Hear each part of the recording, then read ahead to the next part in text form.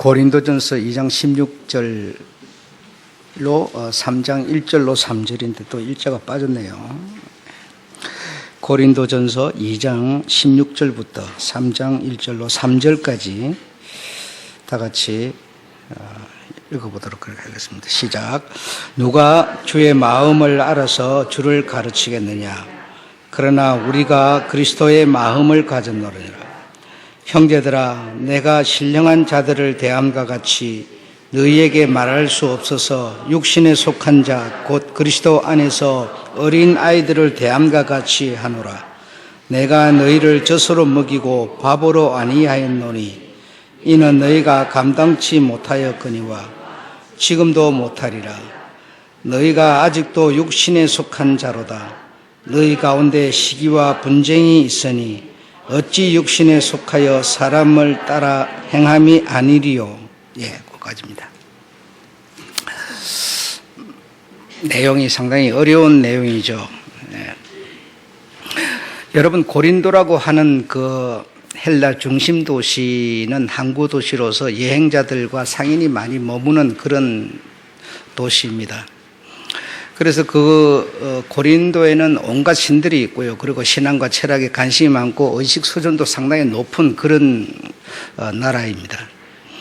12개 이상의 신전이 있고, 다시 말하면 큰 신전, 여러분이 들을 만한 그런 것들은 전부 다 그곳에 있습니다.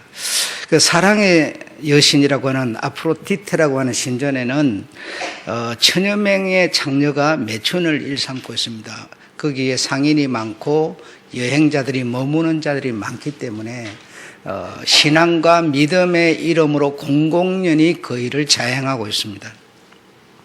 또 문제가 무엇인가 하면 신앙에 심각한 문제가 또 있었는데 그 다음으로 파당이라고 하는 게 있었다 이겁니다. 다시 말하면 파당, 나는 누구파 나는 누구파 이렇게 파당이 있으면서 자신의 그 믿음을 그 어떤 파당, 자기가 추구하는 그 사람 중심으로 이렇게 자신의 신앙의 뜻을 이렇게 세우는 이런 심각한 문제가 있었습니다. 그래서 그 파당의 주체는 누구였던가 하면 첫째로 바울파, 아볼로파, 베드로파, 예수파 이런 네 종류의 파가 있었는데 그 누구는 바울을 쫓아서 신앙생활을 하고 누구는 아볼로, 누구는 베드로, 또 누구는 예수파 이런 식으로 신앙생활을 하고 있었어요. 그러나 이것은 참 심각한 문제였다. 그리고 또 바울이 그동안 복음을 전할 때 밥을 먹이지 않았다라는 겁니다. 젖을 먹였다. 왜 젖을 먹였느냐? 어리니까. 어린아이한테 밥을 먹일 수가 없죠. 먹이면 체해버리잖아요.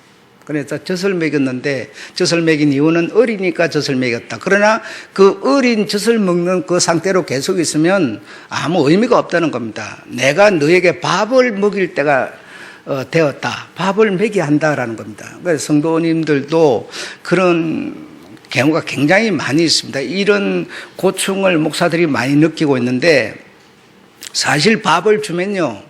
밥을 싫어해요. 성도들이 싫어해가지고 그냥 젖이나 그냥 우유는 계속 주세요 이래요. 그러나 그렇게 하면 정말 의미가 없는, 그냥 의미가 없는 거니까요. 그래서 밥을 정말 주면 굉장히 싫어합니다. 싫어하고 밥을 안 먹으려고 그러죠. 그래서 밥을 주면 싫어하고 안 먹으려고 그러면서 결과가 어떻게 나타나냐? 나는 다른 교회 갈 거야 이렇게 돼버려요. 그렇기 때문에 밥을 주지를 못해요. 목사가 그게 두려워서 못 주는 거예요. 그러나 밥은 반드시 먹을 수 있는 장성한 어른이 되어야 한다라고 하는 것이 이 성경 전체의 가르침인 거죠. 그래서 고린도 교회는 이런 문제점이 있었다는 것을 여러분이 근본적으로 이해를 하시고요. 여러분은 이 세상을 살고 있는데 우리는 대한민국에서 살고 있어요. 대한민국이라고 하는 그 세상을 보는 눈, 세상을 보는 눈, 그리고 대한민국이라는 세상의 소리를 듣는 귀, 이거는 여러분 어디다 기준을 두고 여러분은 세상을 보기도 하고 듣기도 하십니까? 여러분은 어떻습니까? 여러분은 누구의 소리를 듣고 이 세상을 판단하기도 하고 이 세상의 소리를 듣기도 하고 그래 하십니까? 그런 것도 아예 없습니까? 누가 있습니까? 그냥 지 맘대로 사는 거죠. 그죠? 내 생각대로 막 사는 거죠. 그러니 그 삶이 어떻게 똑바를 수가 있겠어요? 나는, 목사라고 하는 나는 무엇을 보고 무엇을 듣는가 하면 제가 듣고 제가 보는 것은 조선일보 사설과 조선일보 논설입니다. 이것이 제가 세상을 보는 귀요, 세상을 보는 눈이에요. 이런 여러분, 모델이 만약에 여러분한테 없다면 정말 여러분의 삶은 정말 시큰거릴 수밖에 없습니다. 이렇게 돈이나 좀 있으면 그냥 기분 좋아갖고 막 웃고 그냥 외식이나고 돌아다니고 없으면요, 인상 빡 쓰고 그냥 내일 죽을 것처럼 이렇게 하고요. 이럴 수밖에 없어요. 왜? 내게요, 모델이 없는 거예요. 그냥 상황 따라서, 현실 따라서만 그냥 이리저리 바람 불면 흔들리고 막 이렇게 되는 거예요. 여러분이 조선일보를 보세요 이런 뜻이 아니에요. 제가 세상을 보는 눈과 세상을 보는 귀는 나는 그쪽이다라는 겁니다. 그쪽의 소리가 내가 세상을 보는 눈이고 세상을 보는 귀라는 거예요. 지금 제가 여러분 파당 얘기를 하고 있는데요. 이거 바울은 굉장히 심각한 문제로 지금 이해하고 있어요. 심각한 문제로 이해하고 있는데 오늘 저는 심각한 문제가 아니다라는 겁니다. 심각한 문제가 아니고 더 심각한 문제가 있다는 겁니다. 파당 자체가 심각한 문제가 아니라 진짜 심각한 문제가 있는데 진짜 심각한 문제는 전혀 거들떠 보지도 않으려고 하고 알려고 하지도 않는다는 겁니다. 지금 다시 말하면 고린도 교회는요,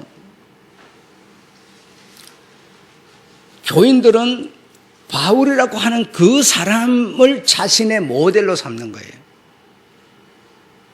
고린도 교인들은 아볼로라고 하는 사람을 자기의 신앙의 모델로 삼는 거예요. 또 어떤 사람은 베드로를 모델로 삼는 거예요. 또 어떤 사람은 예수를 모델로 삼았어요.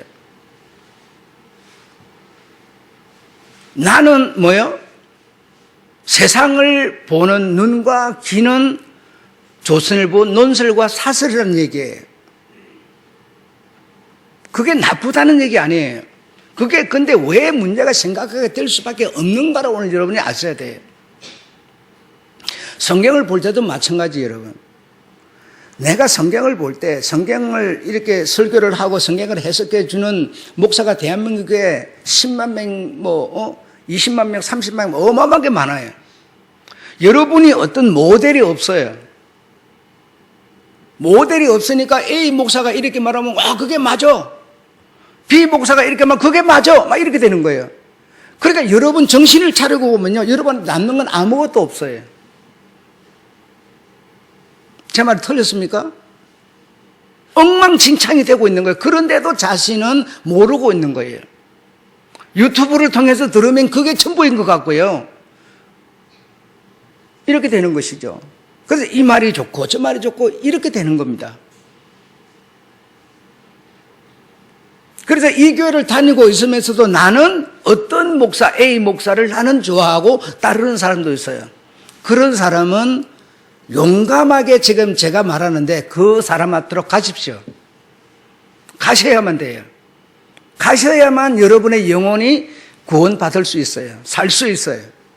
이 교회를 다니면서 다른 어떤 교회 목사에게 관심이 내가 그분을 모델로 삼고 있다면 여러분 가셔야지. 안 가고 여기 남아있으면 아무 소용없어요. 아무 소용없어요. 그래서 밥을 먹이면 성도들이 싫어하니까 결과는 성도들이 교회를 떠나니까 바울은 어린아이같이 젖을 먹이고 있었던 거예요. 그러나 그 젖도 한계가 있는 것이지 계속 먹이면 안 되는 것이죠. 저런 아이들에게도 때가 되면 밥을 먹여야지 계속 젖을 먹이면 안 되는 거죠, 여러분. 여러분이 싫어한다고 해서 밥을 안 주면 그는 목자도 아니고 주님의 정도 아닌 거예요. 의미가 없어요, 아예 그냥. 여러분, 자, 오늘 이런 내용을 접하면서 여러분은 지금요, 바울이 성경에서 얘기한 내용들이 많잖아요. 여러분은 바울파 같습니까? 예? 여러분, 이 네 사람 중에 나는 어디에 속한 사람일까? 어디에 속한 사람일까? 이런 거 생각해 보셨습니까? 자, 그러면 여러분 더 결정 짓기가 쉽도록 하기 위해서 바울은 그러면 주장하는 게 뭐였는고 하니 은혜와 믿음이었어요. 은혜와 믿음으로 구원받는다고 계속 주장을 했어요. 그런데 안타깝게도 그거는 뭐라고요? 젖을 먹이는 거였다라는 거예요. 나는 너에게 젖을 먹이고 있었다. 그 젖이 뭐냐? 은혜와 믿음이라는 거예요. 여러분이 나는 어디에 속했는지를 쉽게 판단하기 위해서 제가 설명을 하고 있는 거예요. 제가 그러고 아볼로는 어떤 사람이었느냐? 아볼로는 목자의 심정으로 바른 것을 가르쳐서 그리스도에게로 돌아오게 하는 사람이었어요. 그리스도에게 돌아오게 하고 이렇게 옆 사람, 이런 여러 사람들에게 덕을 끼치는 사람이었어요. 덕을 끼치는 사람. 그런데 문제가 또 있는데 뭔가 하면 핍박이 오거나 환란이 하면 도망을 가버리는 사람이었어요. 선교를 하다 보니까 얼마나 핍박이 많고 환란이 많습니까? 그렇잖아요. 겁나죠. 그런 상황이 오면 그걸 하다가 도망을 가버려요. 자기 몸살이는 거죠. 자, 그러면 베드로는 어떤 사람이냐? 베드로는 전통과 교리와 할례를 주장하는 사람이었어요. 나는 이방인의 집에는 가지 않는다. 이방인하고는 아예 같이 앉지도 않는다. 이런 주장과 논리를 펴는 사람이었어요. 자, 네 번째로 예수파는 그럼 어떤 사람이냐? 예수파를 따르는, 예수를 중심에서 따르는 예수파에 속한 사람들은 기적과 이적과 능력만 추구하는 사람들이었어요. 말이 그게 무슨 소용이 있어? 말 그게 무슨 힘이 있어? 능력이 있어야지 막 이러면서 예수파에 속한 사람들은 오로지 능력파였어요. 여러분은 이 넷 중에 어디에 속합니까? 이렇게 제가 설명을 하는데도 여러분 어디에 속해? 나는 내가 가진 믿음은 어디에 속해 있을까?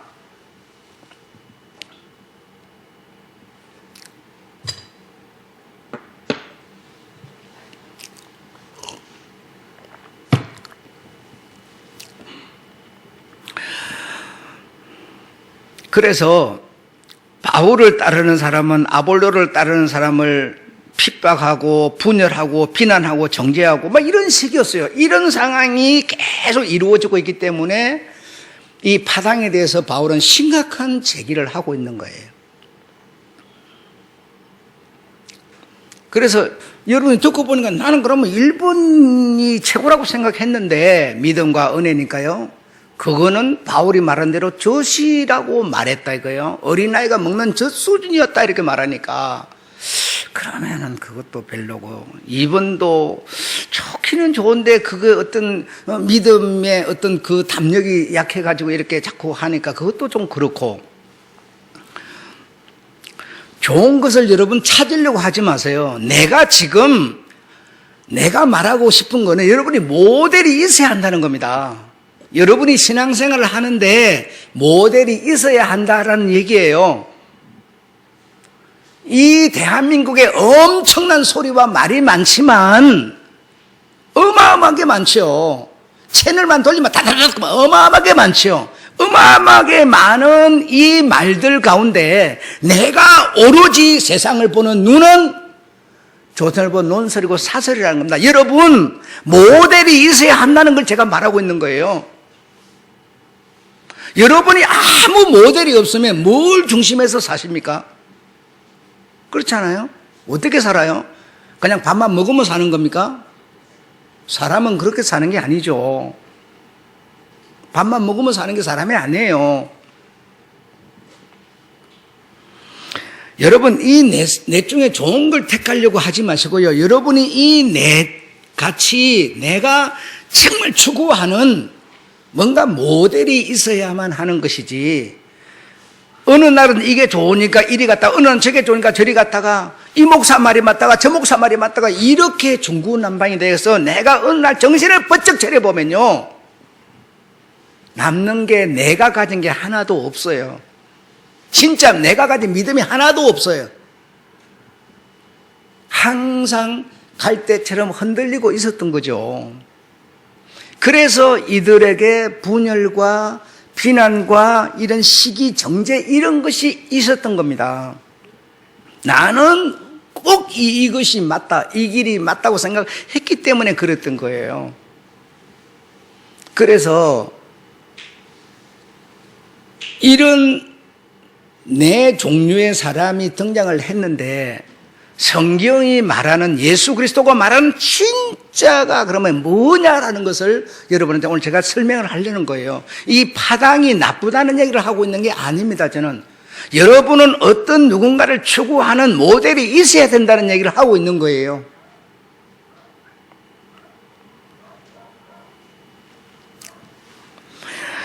오늘날 우리가 예수를 믿으면서 육신에 속한 자란 누구일까? 육신에 속한 자, 내가 예수를 믿으면서 육신에 속한 자가 누구일까? 성경을 인간 중심으로 해석하고 현실에 적용하는 자가, 성경을 인간 중심으로 해석을 하고 현실에 적용하는 자가 육신에 속한 자라는 거예요. 육신에 속한 자라는 거예요. 예수님이 이 성경을 사람들이 도덕심이 없어서 도덕심 하나 보태려고 이 성경을 쓴 게 아니라는 거예요. 제 말은요. 이 성경은 도덕심, 윤리심 하나를 이 세상에 보태 놓으려고 쓴 게 아니고, 예수께서 이 성경을 쓰신 것은요, 사람들에게 생명을 주기 위해서 쓰신 거예요. 행동머리 하나 좀 고쳐 놓으려고 쓴 게 아니에요, 여러분. 그런데 우리가 그렇게 생각을 하고 있다면 이 말입니다. 교회 다니니까 내가 좀 더 윤리적인 사람이 되고 도덕적인 사람이 되고 정직한 사람이 되고 그걸 위해서 그것이 있어야 되지 하면서 생각을 여러분이 하고 있다면 나는 어떤 사람이냐? 육신에 속한 자다라는 겁니다. 육신에 속한 자다.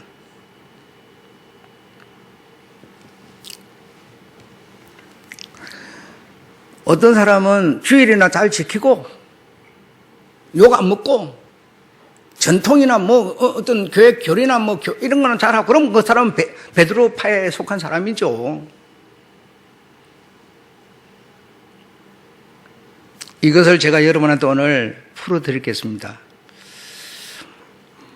자, 성경에서요, 이 교만 이런 말이 나오는데, 여러분 교만 이러면 여러분은 어떤 사람이 어떤 행동을 할 때 교만하다, 목에 뻣뻣해가지고 정말 치사해서 못 보겠어, 아주 진짜 아유 눈도 못 보겠어, 막.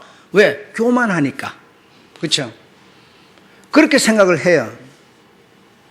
그런데 성경은 교만을 어떤 것을 보고 교만이라 그랬는가 하면 주님의 계명을 떠난 자 그랬어요. 주님의 계명을 떠난 자. 주님을 떠난 자가 교만한 자라는 거예요. 주님을 떠난 자라는 것은 하나님을 떠나버린 자라는 거예요. 그런 자가 교만인 것이지, 조금 뭔가 있다고 의시되는 그게, 우리는 그런 성경이 말하는 교만을 그런 것으로 이해하고 해석하는 사람은 육신에 속한 자라는 겁니다. 여러분,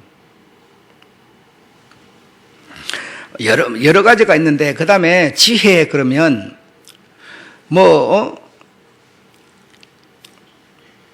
지혜를 여러 가지로 여러분 해석을 하시죠. 그러니까 어저께 여러분 제가 주변에 이 나무가 1년 동안에 막 이렇게 굵어지면서 많이 자라잖아요. 그걸 톱으로 다 내가 요즘 어깨를 다쳐가지고 굉장히 아파요.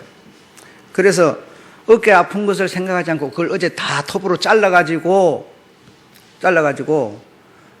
다 치웠어요. 사실은 자르는 것보다 치우는 게 더 힘들어요.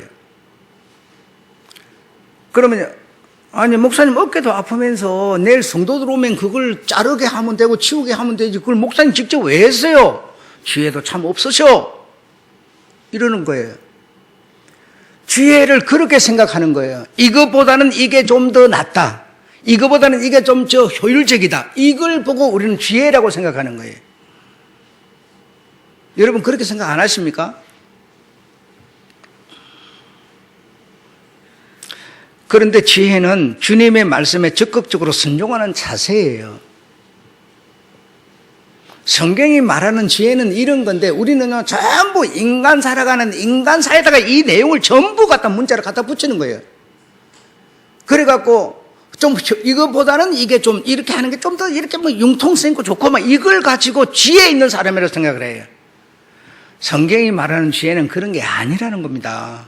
주님의 말씀에 그냥 적극적으로 순종해요. 목사님 적극적으로 순종해다 잘못되면 어떻게 해요? 이렇게 생각하는 거예요. 주님이요 여러분 보고요 주의를 지키라 그러면요 그냥 적극적으로 순종하는 겁니다. 헌금 드리라 그러면 그냥 적극적으로 순종하는 거예요. 그럼 내가 돈 굴부주면 어떻게 해요? 그거는요 아버지가 책임져요. 여러분 그걸 내가 계산할 것 같으면 주님이 어디 있어요 우리한테. 그러니까 적극적으로 순종하는 자세가 성경은 지혜라고 말하고 있습니다. 여러분 솔직히 언주나 유주가 준이하고 유주가 있는데 쟤들이 내일을 살아갈 걸 염려할 줄은 내가 엄마 오늘 점심 다음에 저녁밥은 뭐야? 저녁밥 줄 거야 안 줄 거야? 이렇게 안 따져요. 그냥 아버지 어머니를 믿는 겁니다. 철석같이 그냥 믿고 있어요. 그러니까 우리는 그게 안 되고 막 내가 뭘 준비를 하고 막 연구를 하고 해가지고 막 미리 해놔야 되고 막 이것이 지혜롭다 이렇게 생각하는 거예요. 그런데 성경이 말하는 것은 적극적으로 순종하는 자세를 지혜라고 말하고 있습니다. 세 번째로는요 명철 그러면요 이렇게 좀 아주 영리한 사람 똑똑한 사람 막 이렇게 생각하잖아요. 그 인간적인 사람이라는 거죠. 육신에 속한 자의 얘기라는 거죠. 그런데 성경은 주님의 법도를 지키는 것 이랬어요. 주님의 법도를 우리가 여러분 그냥 이거는 내 주님이 말씀한 거니까 그냥 지키는 이걸 보고 명철한 사람.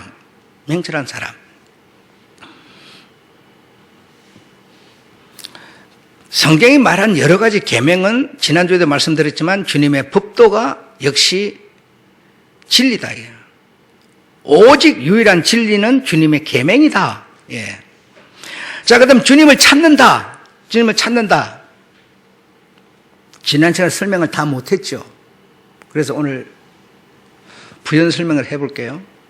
우리가 이렇게 몸이 아파요. 내가 돈이 없어요. 집을 지어요. 이러고 어려우면 그래 주님을 그래도 우리가 이렇게 뭔가 딱 궁지에 몰리면 딱 그래도 뭔가 찾고 싶은 기도하고 싶은 그런 욕망이 우리한테 생기는 거거든요. 이게 틀림없습니다. 그냥 눈이 멀쩡할 때는 괜찮다. 저 딱 그 수술대 때 불 켜지고 막 올라가면 주님 딱 이렇게 되는 거거든요.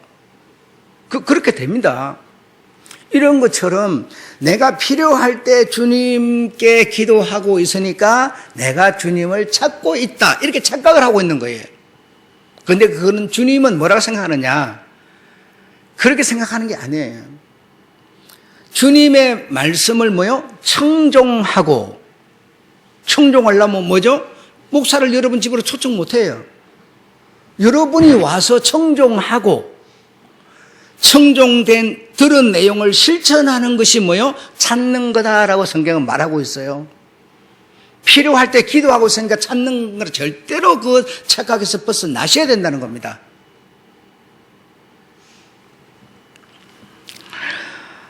자, 광야를 40년 되돌렸어요. 그래서 성경대로만 보면 하나님이 화가 나가지고 화가 날만 했죠. 화풀이 했다 이렇게 생각하지만, 그러나 성경의 지혜는 뭐라고 그럽니까? 내가 너희를 낮추고 시험하고 율법을 지키나 안 지키나를 보기 위해서, 그리고 내가 너희들에게 물을 주고 만나를 준 것은 하나님의 말씀으로 사는 것을 가르치기 위해서, 그래서 삼가 헤아려서 선량한 일을 하도록 만들기 위해서 광야를 내가 너희를 돌린 거지 화풀이한 게 아니다라는 것을 성경은 지금 말하고 있어요.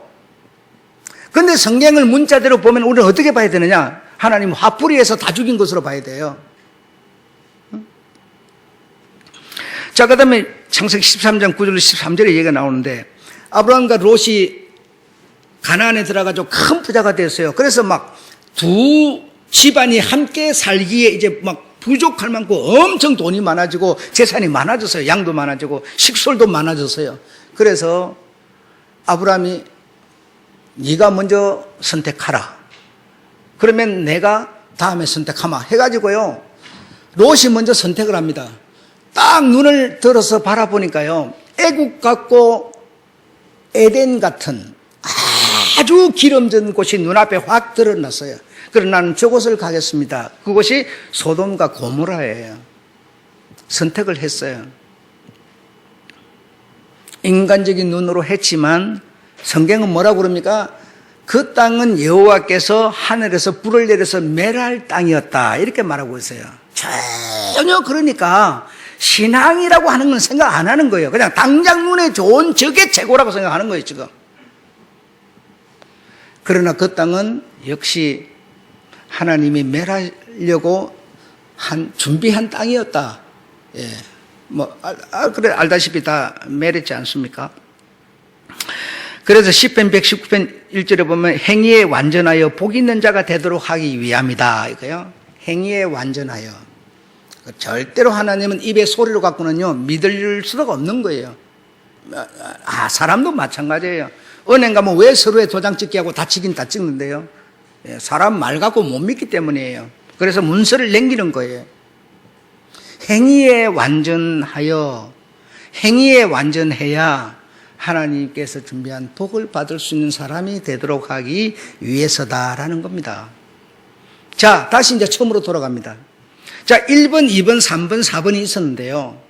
여러분 1번, 2번, 3번, 4번을 나쁘게 평가하지 마시고 이들처럼 여러분도 누군가 하나는 추구하는, 그를 따라가는 모델이 있어야 된다라는 겁니다. 그래 모델이 있다 보니까 나는 이 사람을 따르고 나는 한 교회에서 그렇게 되다 보니까 파당이 생겼는데, 그럼 오늘 성경이 말하는 진짜 목적은 뭐냐라는 겁니다.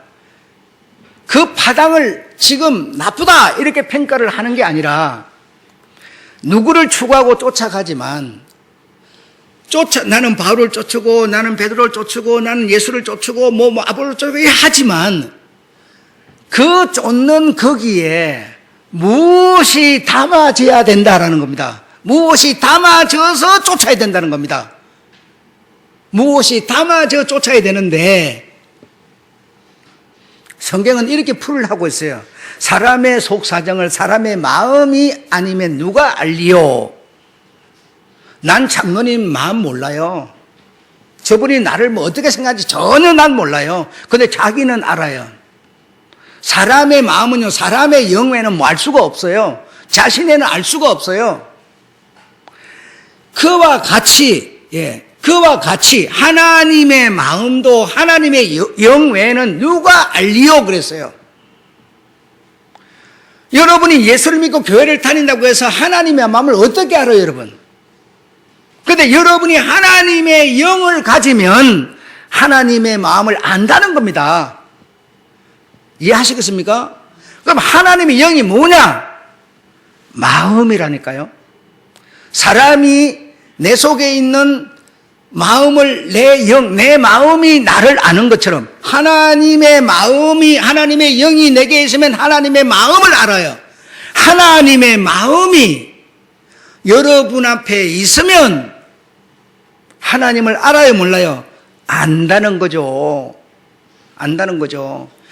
그래서 너는 지금 바울을 쫓고 너는 베드로를 쫓고 이래 하지만 거기에 하나님의 마음이 담아져서 쫓아라라는 겁니다. 여러분, 그 마음을 다른 말로 말하면 뭔가 하면요, 하나님은 사랑이라 그랬어요. 하나님의 마음은 뭡니까? 사랑이에요. 네 마음에, 바울을 쫓는 네 마음에 하나님의 사랑을 담아서 바울을 쫓아라. 그러면 베드로를 쫓는 자를 시기하겠느냐라는 겁니다, 여러분. 이해가 안 되세요? 되시죠? 분쟁이 생긴 이유는 뭡니까? 하나님의 마음이 이 교회는 없다라는 거예요. 이 고린도 교회는 육에 속한 사람들로서 하나님의 마음인 사랑이 전혀 없이 현실 눈에 보이는 그것만 갖고 막 보니까 너는 베드로를 쫓고 너는 뭐 이러니까 막 분쟁이 생기고 있는 거예요. 그런데 성경은 뭐라고 그래요? 하나님의 마음이 곧 사랑인데요. 하나님의 마음은 사랑입니다. 강야로 돌려서 죽이려고 돌린 게 아니에요. 그들을 사랑해서 돌린 거예요, 여러분.